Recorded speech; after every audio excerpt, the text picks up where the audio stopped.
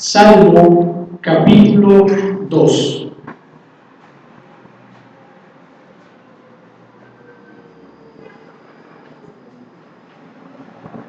Y vamos a leer estos 12 versículos lentamente, donde hay preguntas. Vamos a hacer las preguntas y vamos a estar muy atentos al texto.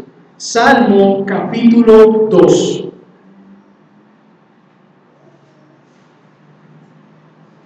Dice la Escritura: ¿por qué se amotinan las gentes y los pueblos piensan cosas vanas? Se levantarán los reyes de la tierra y príncipes consultarán unidos contra Jehová y contra su ungido, diciendo, versículo 3, rompamos sus ligaduras y echemos de nosotros sus cuerdas. El que mora en los cielos se reirá, el Señor se burlará de ellos. Pero yo he puesto mi rey sobre Sión, mi santo monte. Yo publicaré el decreto. Jehová me ha dicho, mi hijo eres tú. Yo te engendré hoy. Pídeme y te daré por herencia las naciones y como posesión tuya los confines de la tierra. Los quebrantarás con vara de hierro, como vasija de alfarero los desmenuzarás. Ahora pues, oh reyes, sed prudentes, admitid amonestación, jueces de la tierra. Servid a Jehová con temor y alegraos con temblor.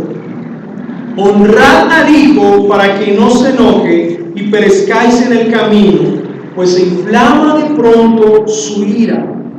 Y concluye este salmo con una bienaventuranza y dice: bienaventurados todos los que en Él confían. Oremos. Padre, en el nombre de Jesús, hoy presentamos este texto ante ti. Lo ponemos ante ti, Señor, porque tú eres quien nos iluminas por tu Santo Espíritu. Tú eres quien nos capacitas, quien abre nuestro entendimiento, Señor, para comprender tu palabra. Gracias te damos hoy por las santas Escrituras, porque es viva y eficaz, porque transforma los corazones, los cambia y hace nuevas a las personas. Quita el corazón de piedra y pone el corazón de carne. Así es tu palabra es verdad. Tu palabra es poderosa. Y hoy te honramos a ti y te damos gloria, Señor, porque tú nos has salvado por la obra de Cristo Jesús. Así pues, ayúdanos, Señor, en esta mañana y que tu palabra, Señor, quede en nuestros corazones y la podamos poner en práctica. En el nombre de Jesús. Amén y amén. Yo quiero que usted tome su Biblia y yo quiero hacer un contraste para empezar este sermón del Salmo 1 y el Salmo 2. Y yo quiero que usted con su Biblia en su mano, entonces me acompañe a hacer este contraste entre los dos salmos. El Salmo 1 es un salmo personal y se enfoca en la ley de Jehová. Por eso dice, medita en ella de día y de noche.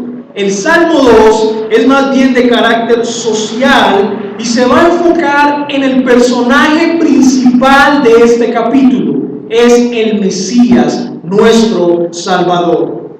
El Salmo 1 nos describe a Cristo como el hombre perfecto, como el justo de los justos, bienaventurado el varón que no. Hay una negación. Pero el Salmo 2 nos va a presentar a este hombre perfecto, Cristo, como el Rey de Reyes, como el ungido de Jehová.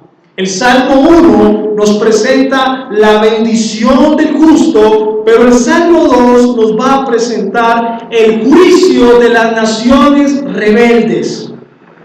Ambos salmos presentan un contraste aquí en la palabra perecer. Salmo 1, capítulo 1, versículo 6. Mire lo que dice al final el versículo 6. Mas la senda de los malos perecerá. Pero el Salmo 2, versículo 12, dice: honrad al Hijo para que no se enoje y perezcáis en el camino. En el Salmo 1 la palabra perecer se aplica a un pecador. En el Salmo 2 la palabra perecer se aplica a las naciones rebeldes. Este es un contraste muy interesante. Pero antes de entrar y empezar a acabar en nuestro sermón, quiero contarles una historia. Había una vez un gran rey. Y este rey se llamaba el Rey de la Vida. Este rey entonces mandó a hacer un parque, y en el parque mandó a hacer una fuente, y el agua de aquella fuente era un agua dulce y fresca. Pero el rey se acercó al pueblo y les dijo a los habitantes que no podían beber del agua de la fuente. Pase lo que pase, no pueden hacerlo. Pero como es usual en las personas, los seres humanos, tienen curiosidad cuando le dicen que no toquen o que no hagan. Ahora el pueblo entonces empezó a mirar a la fuente, a mirar su agua dulce y fresca, empezó a caminar alrededor, y un día un extraño tomó una copa, echó el agua de la fuente en la copa y le dio a ofrecer esa agua al pueblo. Lo que es impactante es que el pueblo, sin pensarlo, se arrojó al extraño y bebió del agua de la fuente. Desde ese día ocurrió algo horrible. El corazón de las personas se convirtió en un corazón de piedra. Ya no sintieron más amor por su rey, ni sintieron más amor los unos a los otros. Ahora el pueblo se odiaba entre sí. Sin embargo, el Rey de la Vida sabía que el pueblo había violado su mandato, y también sabía que haría justicia si tomara la decisión de destruir el parque y de destruir al pueblo juntamente con el parque. Pero el rey amaba a su pueblo y tenía un plan para ayudarlos. Fue donde su hijo, el príncipe, y le dijo: hijo, necesito que vayas al pueblo, te acerques a la fuente. El rey sacó una copa de oro, se la ofreció a su hijo el príncipe y le dijo: debes llenar esta copa de oro del agua de la fuente y debes beberla para así sanar al pueblo. El príncipe, por amor a su padre y por amor a su pueblo, tomó la decisión de ir al pueblo y sanarlos. Descendió pues al pueblo y vio de lejos una fuente oscura. Ya no tenía agua fresca ni agua limpia, sino que era oscura y maloliente. Pero en su mente vio la copa del veneno, la cual debía tomar por amor a su padre y por amor a su pueblo. La gente, como ya no amaba al Rey de la Vida, ya no amaba al príncipe tampoco, y cuando él caminaba lo empezó a tratar mal.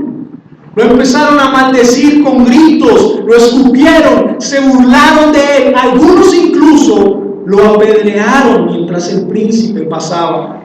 Finalmente entró a la gran plaza. De pie junto a la fuente estaba el extraño. El príncipe tomó la copa de oro, llenó la copa del veneno de la fuente y lo tomó quemándole su garganta. Enseguida pues el príncipe agachó la cabeza, cerró sus ojos y murió. Justo en ese momento entró el Rey de la Vida a la plaza y la tierra tembló. El rey se detuvo junto al cuerpo de su hijo el príncipe y arrodillándose lo tocó. Cuando le tocó, el príncipe volvió a la vida, se puso de pie y alzó la copa.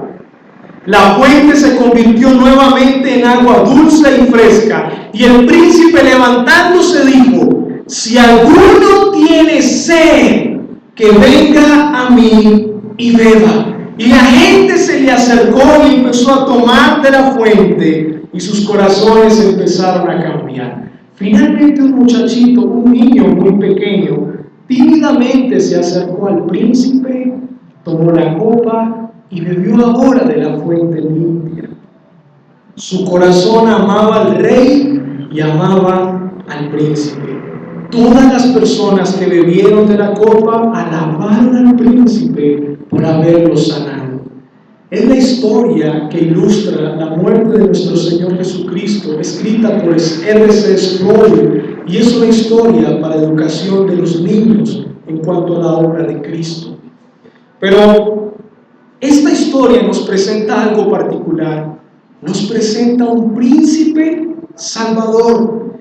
Y el Salmo 2 que acabamos de leer nos va a presentar a un príncipe salvador. Nos va a presentar al Mesías Rey. Nos va a presentar a aquel que tiene todo el poder y la gloria y la soberanía absoluta, pero que viene a salvar a un pueblo por amor a sus escogidos.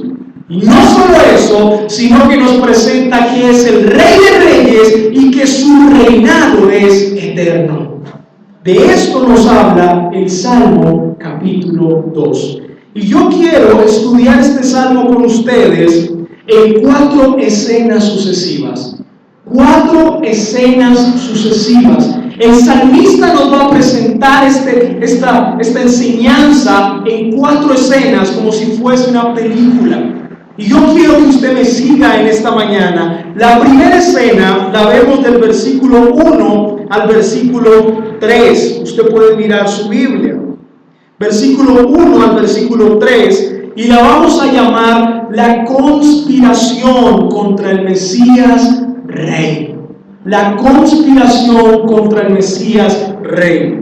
La segunda escena que vamos a estudiar va del versículo 4 al versículo 6. Y es el establecimiento del Mesías Rey. La tercera escena, del versículo 7 al 9, vamos a estudiar el decreto eterno del Mesías Rey. Y la cuarta escena, del versículo 10 al 12, la sumisión de los vasallos ante el Mesías Rey. El título de nuestro sermón hoy es El Salmo del Mesías Rey. El Salmo del Mesías Rey. Nos topamos de frente al leer estos 3 primeros versículos con una rebelión de las naciones, con una gran conspiración contra el Mesías Rey. Todo el odio de la naturaleza humana, no solamente contra Dios, sino contra su ungido, contra su Hijo. Ahora, no puede haber mejor comentario que Hechos capítulo 4, versículo 27 y 28. Hechos capítulo 4, versículo 27 y 28 es un comentario a este salmo, a estos 3 primeros versículos. Y miren lo que dice la Escritura: porque verdaderamente se unieron en esta ciudad contra su santo Hijo Jesús, a quien ungiste, Herodes y Poncio Pilato, con los gentiles y el pueblo de Israel, para hacer cuanto tu mano y tu consejo habían antes determinado que sucediera. Aquí es la voz de la rebelión. Por eso el salmista dice: ¿por qué se amotinan? ¿Qué es amotinarse? Quiere decir reunirse tumultuosamente, ponerse de acuerdo 2 o más personas para emprender un plan. Pero en este caso es un plan ilícito. Son los gentiles los que están en la mira del salmista. Por eso dice: las gentes y los pueblos piensan cosas vanas. Ahora les hago una pregunta: ¿cómo piensan los reyes gentiles y los príncipes judíos que tendrán éxito rebelándose contra la autoridad de Jehová y de su pueblo? ¿Cómo piensan ellos que tendrán éxito ante esto? Los reyes dirigen sus naciones ante la rebelión. Por supuesto, esta voz se ha oído desde mucho tiempo. Desde que el hombre ha querido y ha deseado, anhelado el poder, siempre en su corazón ha deseado oponerse contra toda cosa que se llame Dios. No ha querido sumisión, no ha querido estar dependiendo de, siempre anhela independencia, siempre anhela soberanía, siempre anhela poder. Por eso resisten a Dios y resisten a su ungido. Pero, ¿qué quieren las naciones? ¿Qué desean las naciones? Podemos pensar que se trata de planificar secretamente un golpe de Estado. Podemos pensar que disponen de astucia o un enredo o una traición. Bueno, de lo que sí estamos seguros es que lo que traman las naciones contra Jehová y contra su ungido es algo vacío y es algo vano. Por eso el salmista dice, y los pueblos piensan cosas vanas. Se levantarán los reyes de la tierra y príncipes consultarán unidos. Y yo quiero explicarle esto porque es un término militar. Cuando el salmista dice se levantarán, está diciendo alguien que se opone a o que está dispuesto a ir en contra de. Se levanta no para hacer la paz, sino que se levanta para hacer la guerra, para ir en contra de la voluntad de otro. Tiene un enemigo, tiene un opositor. En este caso, el salmista nos presenta la conspiración contra el Mesías Rey, la rebeldía de las naciones contra Dios y contra su ungido. Ellos están decididos a romper las ligaduras, dice el versículo 3. Algo que les está llamando a ellos a depender y a someterse. Ellos quieren romper las ligaduras. Quieren zafarse de las cuerdas y lo que ellos claman es libertad.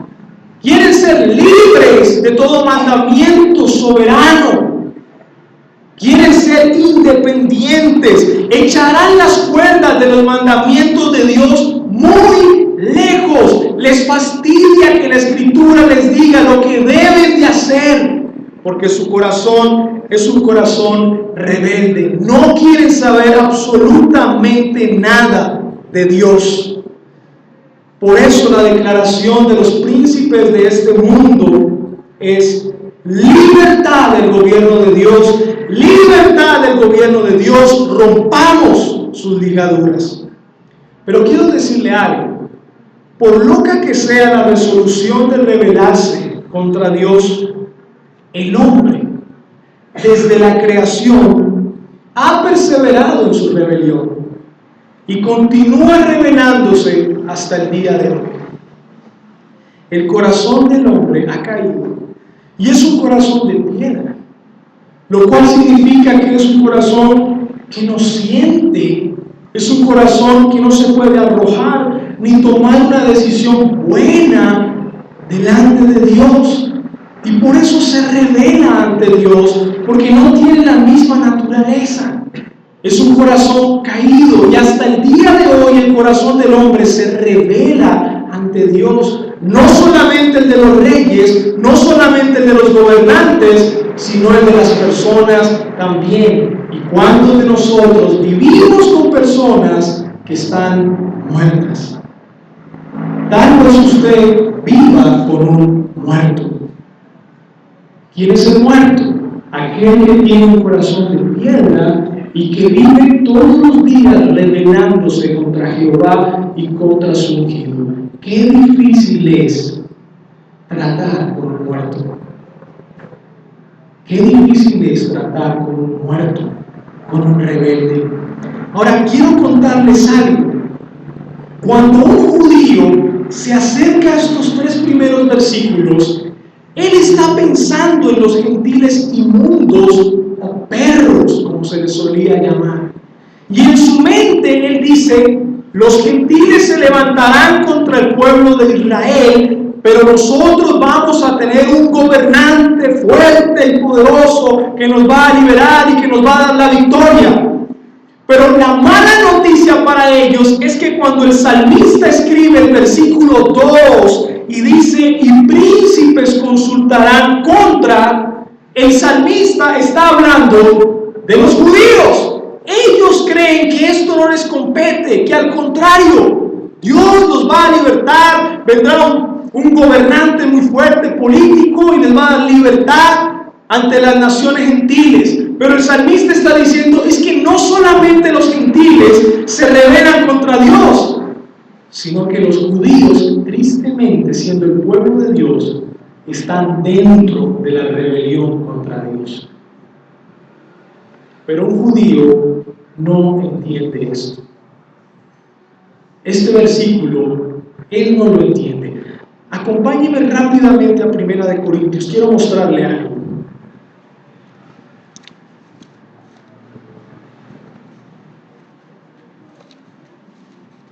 Primera de Corintios capítulo 2, versículos 7 y 8.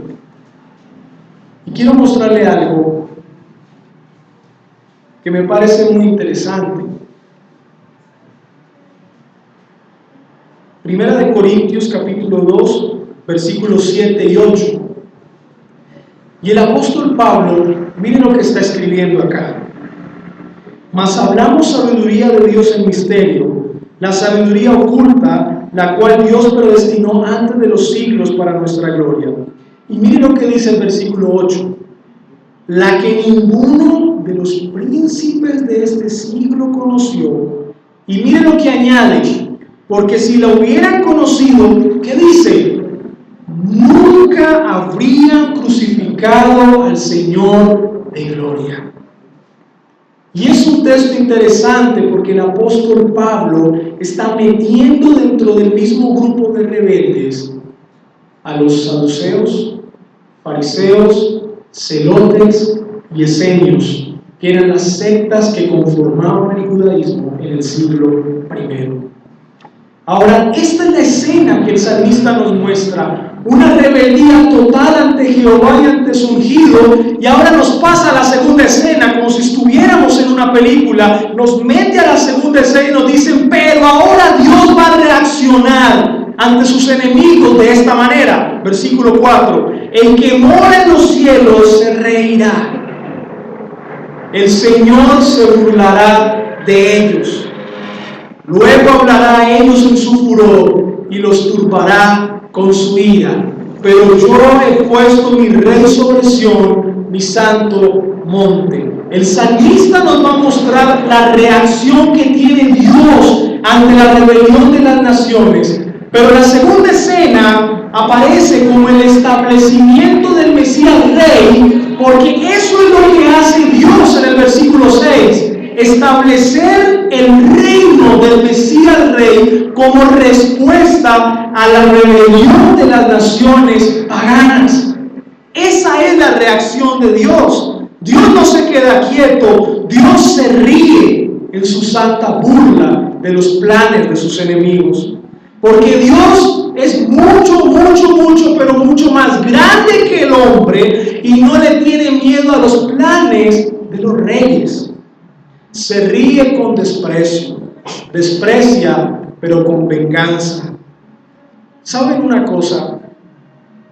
Tal vez Dios permitió que su templo sea saqueado, que sus vasos santos sean profanados, que los sacerdotes se emborrachasen dentro del templo y cosas como esas. Tal vez Dios lo permitió, pero les hago esta pregunta. ¿Cómo hizo temblar la sonrisa de Dios a Belsasar cuando vio el mensaje escrito en la pared que decía, tu reino ha llegado a tu fin? Dios permite muchas cosas. Y durante mucho tiempo Dios permite que las naciones conspiren, se unan, piensen cosas, sean algo independientes, que reyes o gobernantes se autoproclamen ateos y proclamen a su nación atea, que las Biblias salgan de las escuelas, que en las casas ya no hay una educación cristiana, espiritual. Hoy en día hay una nación en Europa nueva que pertenece a una nueva religión, y esta religión lo que hace es burlarse de Dios y de Cristo, y no solamente se burla de Dios y de Cristo, sino que toma la palabra de Dios y se burla de todo lo que la Biblia dice, y ya es una religión, y ya el gobernante no dice nada. Dios permite esto, pero siempre hay un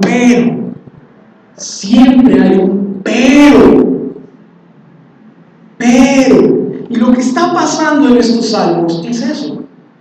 Dios está viendo la rebeldía de las naciones, pero el salmista nos dice, pero Dios reaccionará de esta manera, se burla y se va a irar, y aparte establecerá al verdadero rey, al Rey de Reyes y Señor de señores.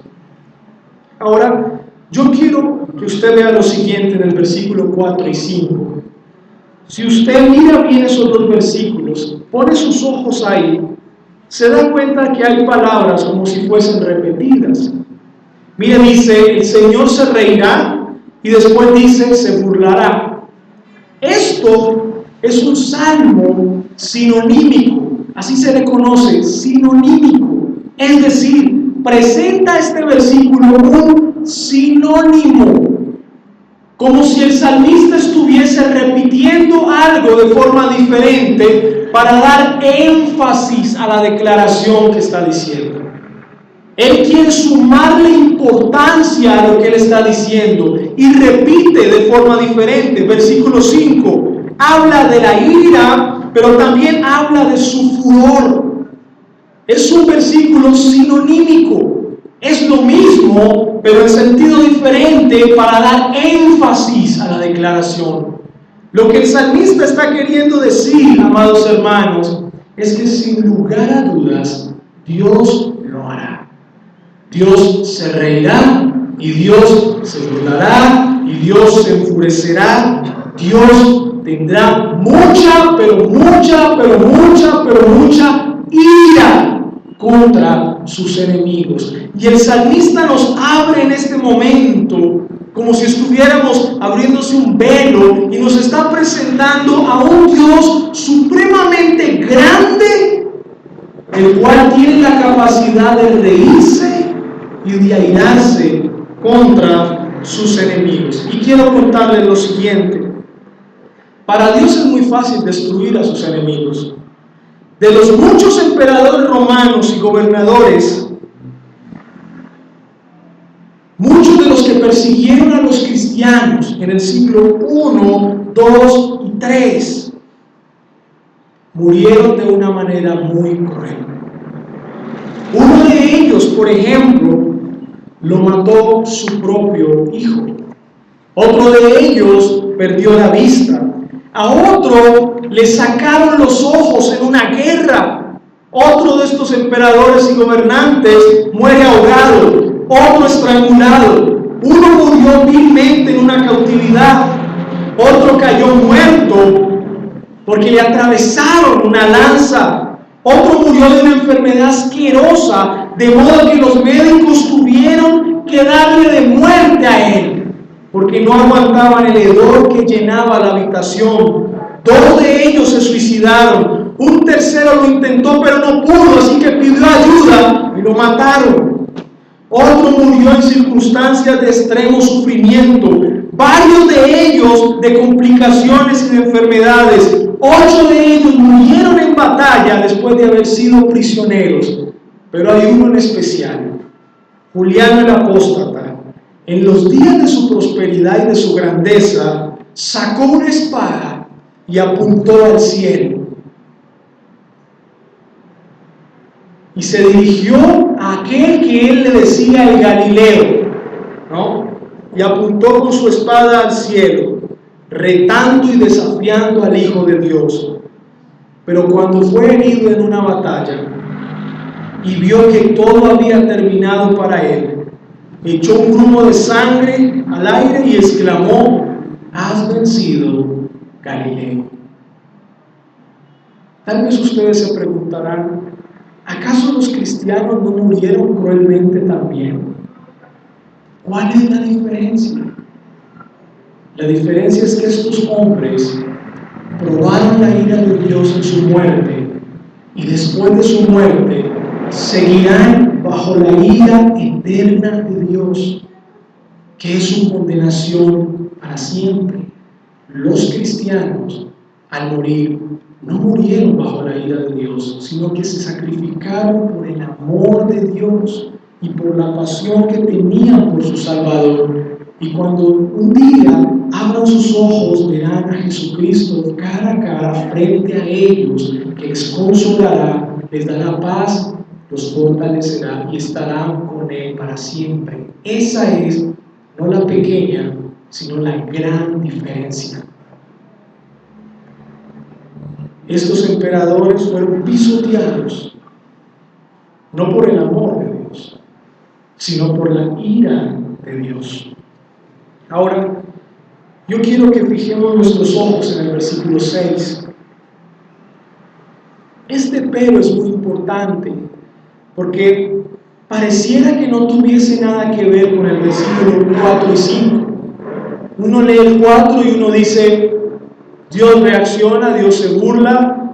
Uno lee el 5 y dice, Dios tiene ira. Pero miren que el 6 tiene un pero, es un contraste. La pregunta es, ¿qué contrasta Dios? La pregunta que yo le hago a ustedes es esa, ¿qué contrasta Dios? ¿Qué nos dice el texto? ¿Cuál es el contraste? Todo parece indicar que es como si Dios hiciera lo siguiente. Está viendo a las naciones, cada pueblo y cada príncipe tiene a su candidato elegido y dice, este es mi representante, él es el que va a ser el rey, él es el poderoso, él es el que va a gobernar. Cada uno tiene su candidato y es como si Dios dijera, pero, y abriera aquí un velo y hiciera pasar a su candidato, pero ustedes arman sus planes secretamente, tienen sus ideas, tienen sus candidatos, pero yo tengo el mío, yo tengo mi candidato y nadie va a votar por él, que es lo más tremendo, sino que yo lo voy a poner a él como rey. Es lo que el versículo 6 está diciendo. Y yo quiero que usted tenga presente la palabra puesto, nazar en hebreo, significa ungir. Ahí la palabra poner es ungir, derramar, vaciar.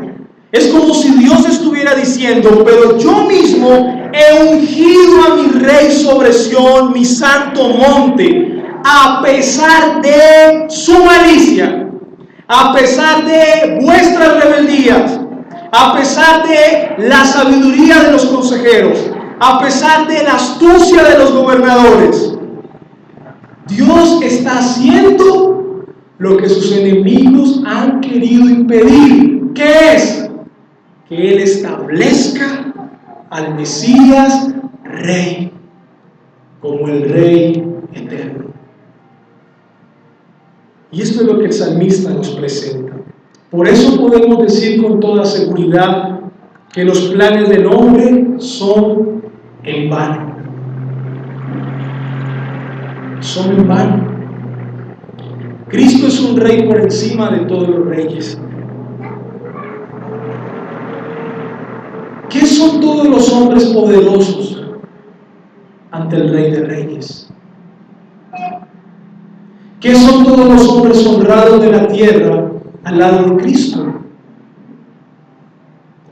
Les quiero decir esto, el Mesías no es solamente el Rey de Reyes, sino que su reino está fundamentado por un decreto eterno. Es como si yo le preguntase a usted, hermano, ¿usted es cristiano? Y usted me dice, sí, hermano, yo soy cristiano. Y yo le pregunto, ¿cuál es su fundamento? Para que usted al pararse no se caiga, sino que quede firme como un cristiano, firme. ¿Cuál es su fundamento? Ya usted me dirá, mi fundamento es estas doctrinas que me han enseñado, me han formado. Aquí el Señor está diciendo es, yo he puesto mi rey, pero le he puesto un fundamento firme, inamovible, que ningún hombre en la tierra puede quitar a mi rey de mi santo monte. Nadie lo puede hacer.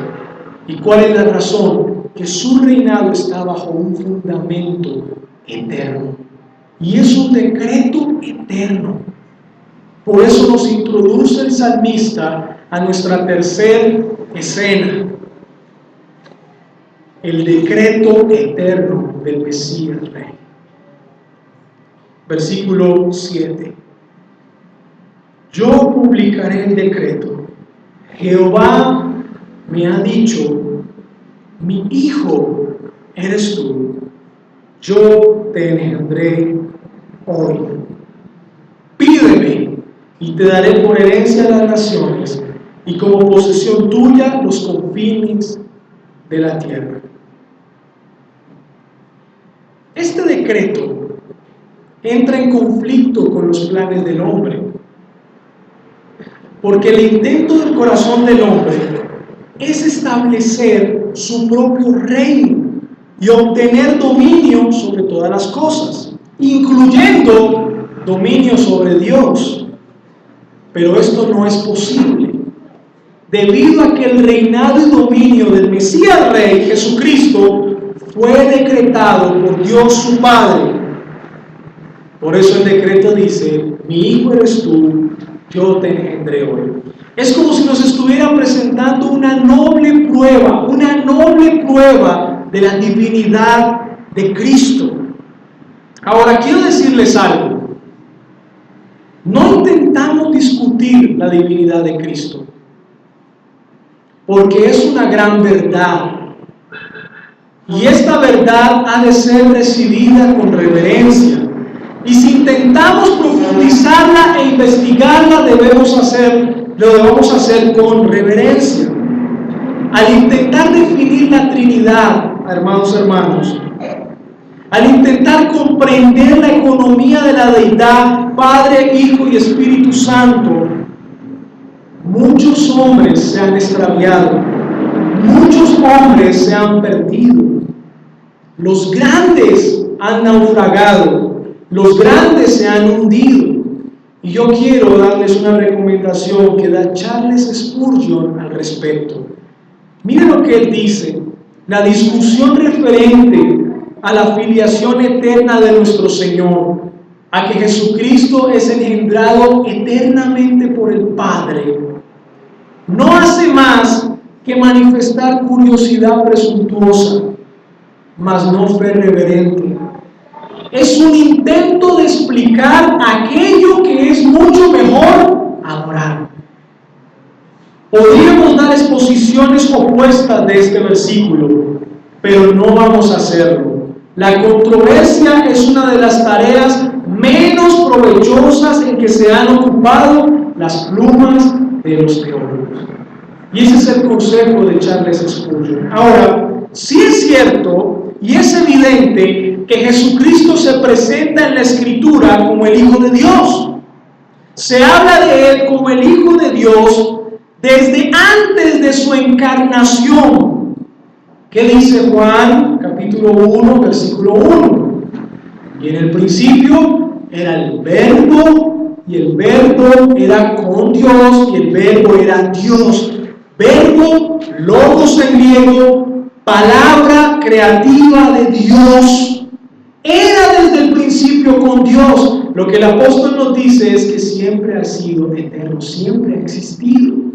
Jesucristo es eterno. Juan 1:14 dice, y aquel verbo, aquella palabra eterna de Dios, fue hecho carne y habitó entre nosotros y vimos su gloria, gloria como el unigénito del Padre. Y mire que no dice único, no dice como el único del Padre. ¿Sabe por qué no lo dice?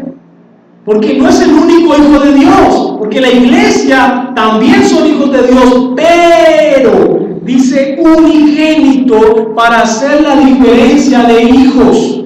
Aquí el Padre está diciendo este Hijo unigénito es eterno. Por eso dice unigénito y no dice único.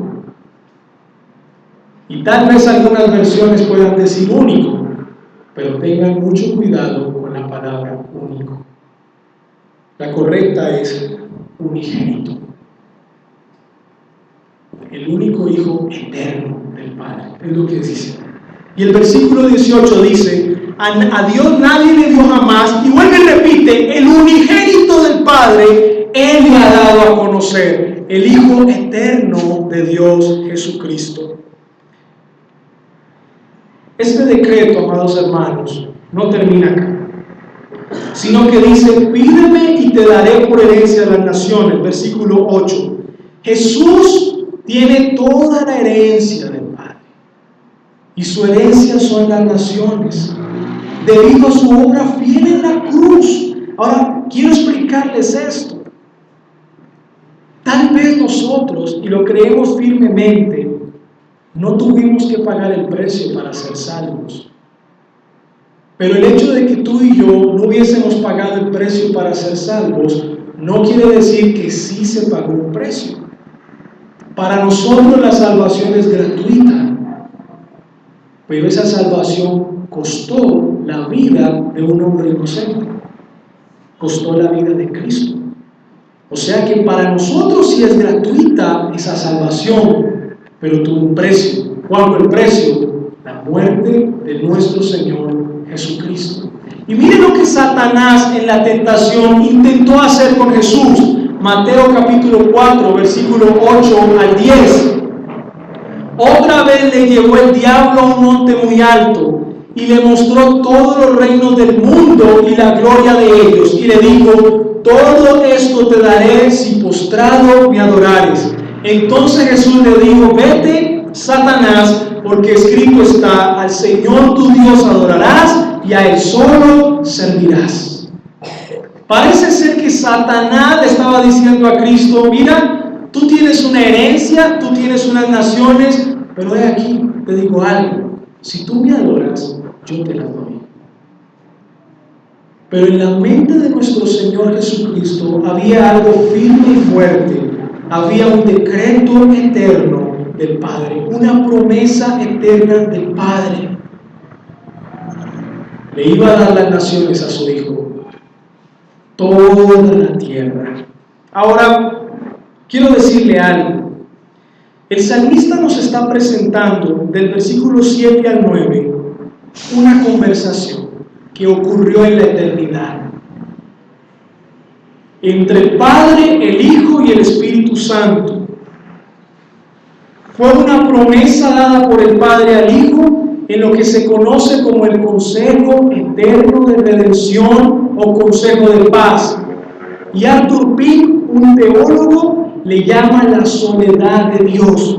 Solo estaba el Padre, solo estaba el Hijo, solo estaba el Espíritu Santo. Tú y yo no existíamos. Ellos tres eran simplemente gloriosos, simplemente felices, los tres perfectamente Dios. Y el salmista nos está diciendo, ven, te quiero mostrar, quiero que escuches una conversación que ocurrió en la eternidad. Y es como si nosotros nos acercásemos a una pared y pusiésemos el oído ahí y escuchamos una conversación entre el Padre y el Hijo.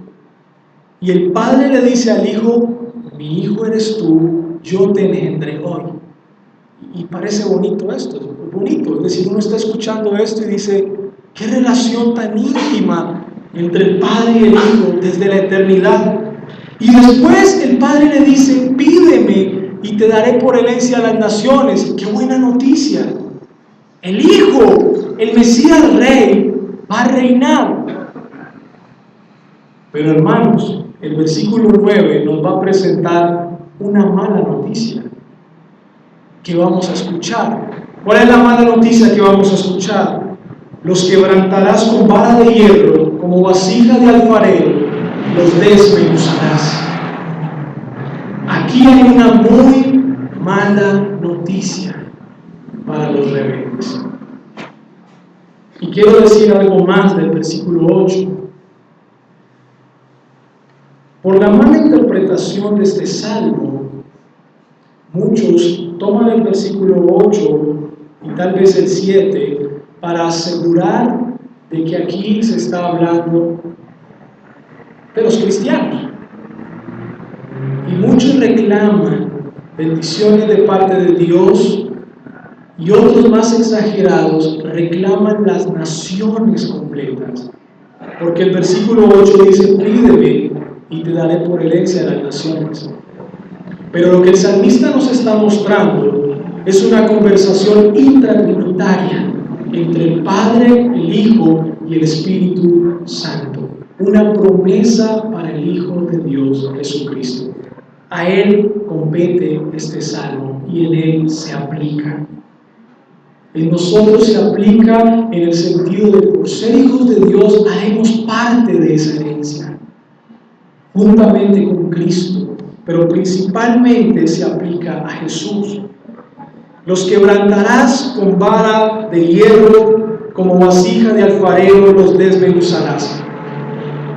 Y nos devolvemos al tiempo de David, que escribe este salmo.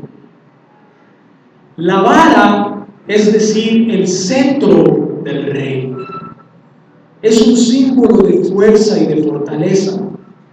Ahora miren lo que ocurría en las naciones antiguas. Se paraba el rey, estaba el ejército frente al rey, y el rey tomaba una vasija de barro.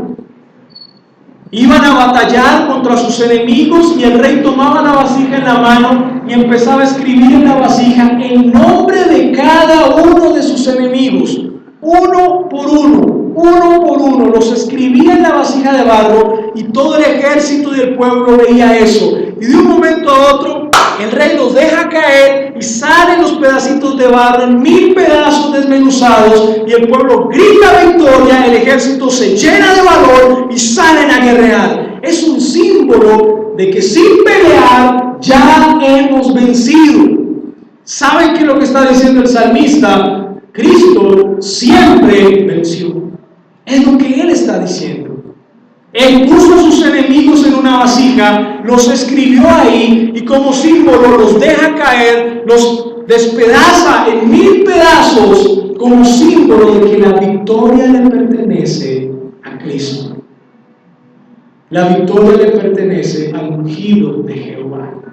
Y el pueblo de Dios entonces canta victoria y se goza en la victoria del Señor. Y es un símbolo algo militar y es muy técnico. Esta palabra vasija de alfarero, los desmenuzarás. La victoria le pertenece a nuestro Señor Jesucristo. Y nosotros hacemos parte de Él. La victoria también es nuestra.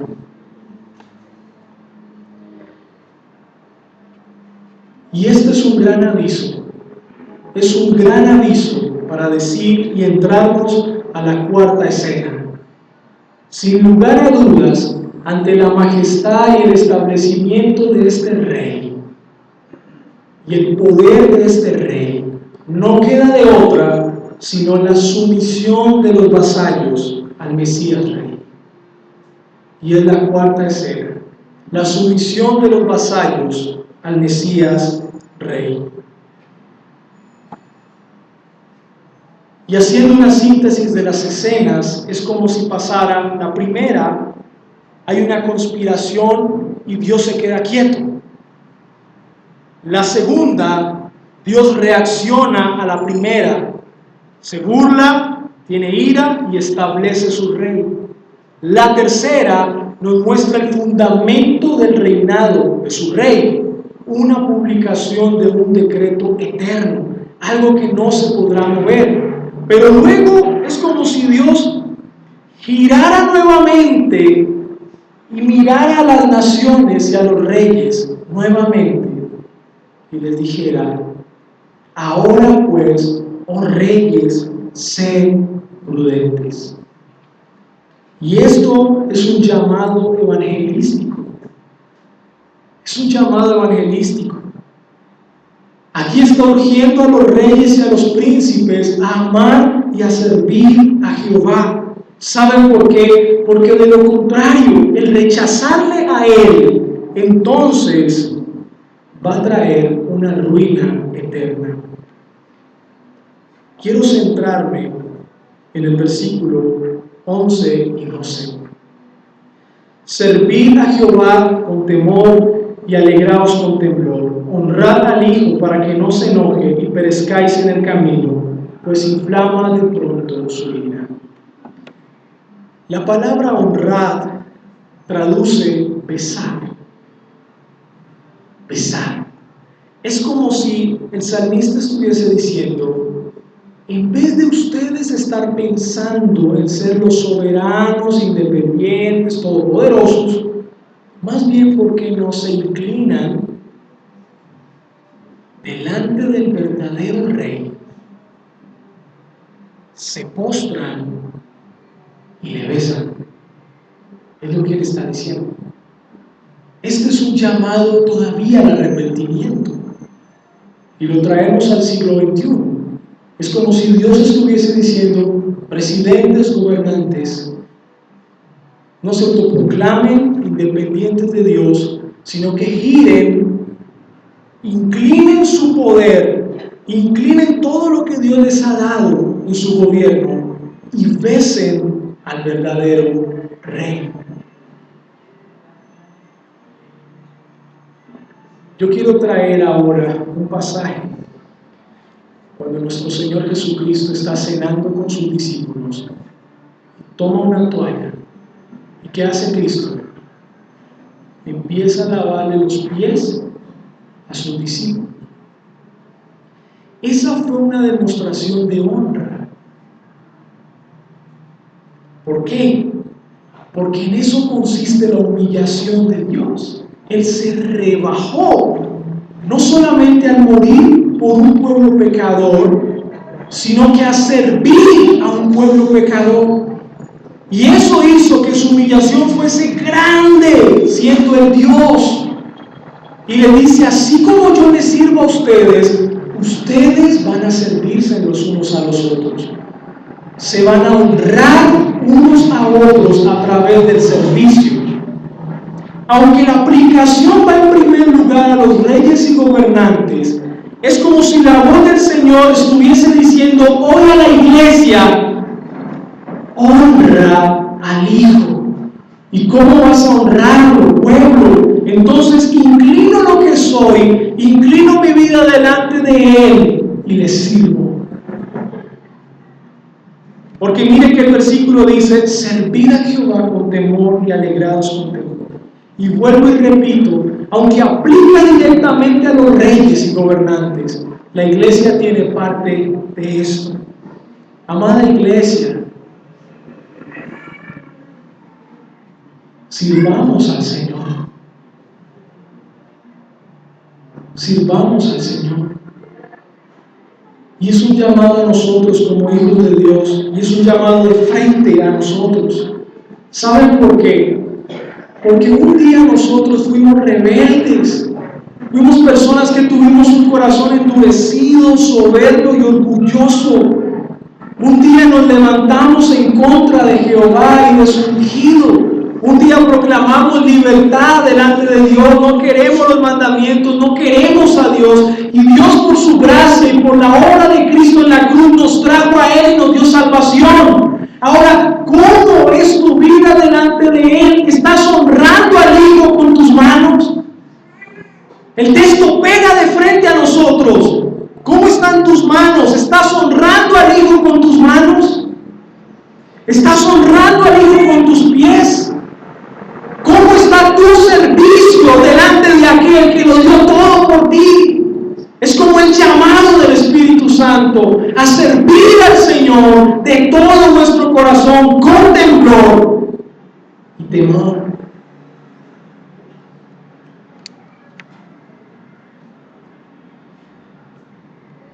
Bienaventurados. Este texto está diciendo: háganlo, porque si ustedes lo hacen, son bienaventurados.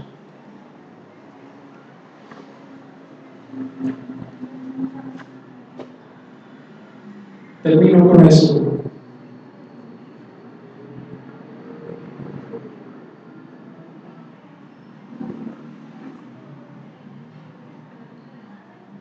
¿Por qué hay tanta injusticia? ¿Por qué los presidentes gobiernan conforme a sus propios impulsos? ¿Por qué prometen y se ahogan en sus promesas? Sencillamente porque quieren ser libres de Dios. ¿Por qué un joven se acerca al lado de una niña y le tira un ácido en la cara? Y no se supone que estamos bajo el reinado de Dios. El Señor ha sido exaltado a la diestra de Dios Padre ya, por su muerte y resurrección. Pero lo que yo sí estoy seguro, y por la palabra nos lo ha mostrado, es que un día el Señor hará justicia. Un día el Señor hará justicia. ¿Saben por qué? Porque el Señor es justo. Y aunque en esta vida haya cosas que no entendamos, incluso familiares nuestros a los cuales les hemos servido, pero ellos nos devuelven o nos pagan mal, no nos venguemos, hermanos. No hagamos justicia con nuestras propias manos. Esperemos en Dios, confiemos en Dios. Él tiene el control de estas cosas, porque Él es el verdadero Rey. Él es el verdadero gobernante y su reino es justo. Confía en Él y Él hará. Amados hermanos, un día seremos redimidos totalmente y alcanzaremos ese carácter real que un día perdió Adán y Eva en el huerto. Un día estaremos con Él y tus lágrimas y mis lágrimas serán consoladas por Él. Un día no habrá más tristeza, no habrá más llanto, un día habrá alegría, un día habrá gozo eterno, porque el Señor será nuestro consolador. Y Él es tu consolador también. Hermanos y jóvenes que están en esta mañana, firmemente les digo, sirvan al Señor. Sirvan al Señor. Jóvenes, tal vez estás muy joven para prestar tus manos al servicio de Dios. Tu juventud no es excusa.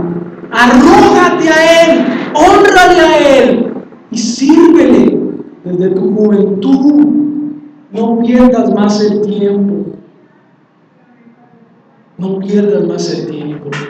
Entrégate a Él con todo tu corazón. Y amada iglesia, persevera en tu servicio, persevera fiel al Señor.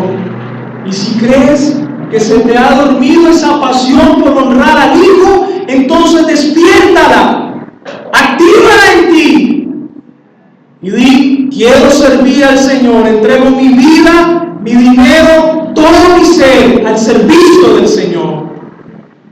Entrego mis pies, todo lo que soy.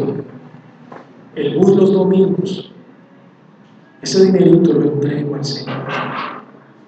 Y si hay alguien que nos visita por primera vez o segunda vez, les digo: el Mesías Rey te está llamando a la prudencia. No seas más independiente, aléjate de la maldad y ven a Cristo, que Él te puede salvar. Ven al Mesías Rey, arrepiéntete de todos tus pecados, confiesa tus rebeliones delante de Dios y alcanzarás vida eterna. Pues si no lo haces, de lo contrario, estás bajo la ira del ungido de Jehová. En Él hay salvación. Oremos. Señor, en esta mañana te doy gracias. Gracias por tu palabra, Señor. Gracias por esta oportunidad que nos da de escucharla. Gracias porque tu palabra toca nuestros corazones, toca nuestras vidas. Perdona, Señor, nuestra frialdad tal vez. Perdona, Señor, si en algún momento no te hemos servido como debemos servirte, o no te hemos honrado como debemos honrar. Aquí están nuestras manos y nuestros pies para tu servicio, Señor. Y descansamos en tu justicia y en tu reinado, Señor, porque tu reino es justo. A ti sea la gloria por los siglos de los siglos. Amén. Que les bendiga, hermanos.